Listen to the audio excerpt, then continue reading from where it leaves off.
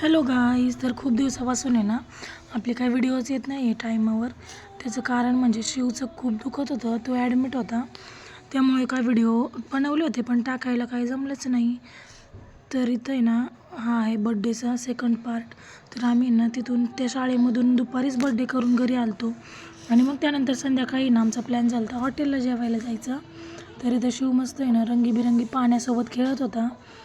आणि मग इथं बघा किती मस्त आहे ना लाईटिंगचे झाड लावलेले आहेत आणि मग इथे बसायला पण खूप छान आहे आणि मस्त मोकळ्या वातावरणामध्ये. थंडी तर खूपच होती पण.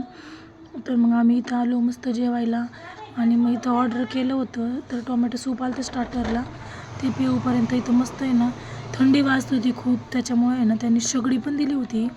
तर तुम्ही जर कधी वापरली असेल ना पहिले तुमची लहानपणी शेगडी, तर नक्की मला कमेंट करून सांगा. तर इथं मस्त पनीरची भाजी रोटी आली होती आणि मग त्यानंतर आम्ही मागवलं होतं.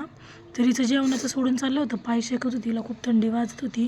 शिवचं मस्त मोबाईल बघायचं काम चालू होतं. त्याचं काय मी मोबाईल बघतो, तुम्ही मला जेवू घाला. त्यानंतर मग व्हेज पुलाव मागितला आणि शिव मस्त जेवण करून झोपी गेलता. मग त्यानंतर आम्ही निघालो घरी. तर शिव झोपलेलाच होता. मग त्याच्या पप्पाने त्याला कड्यावर घेतलं आणि तो असंच करतो, कुठं रात्रीचं बाहेर गेलं ना तर तो झोपून घेतो. मग मॅडम इथं मस्त मोबाईलमध्ये बघते आहेत. मग आम्ही घरी आलो. त्यानंतर मग मी तिला गिफ्ट दिलं. तर ती खूप दिवसापासून बोलत होती का मला असं ब्रेसलेट करायचं आहे. तर ती म्हणत होती मीच करणार आहे बड्डेला, ती स्वतःच. पण मग मीच तिला सरप्राईज दिलं. तर ती खूप खुश झाली आणि मला म्हणत होती की सोनं एवढं महाग झालं आहे, कशाला केलं. मग ती बघून आहे ना तिला खरंच खूप आनंद झाला.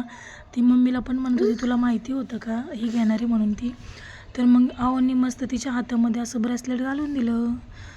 तर असा होता आजचा व्लॉग. Thanks for watching. भेटूया उद्याच्या व्लॉगमध्ये.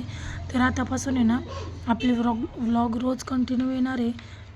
तर लाईक फॉलो करायला विसरू नका.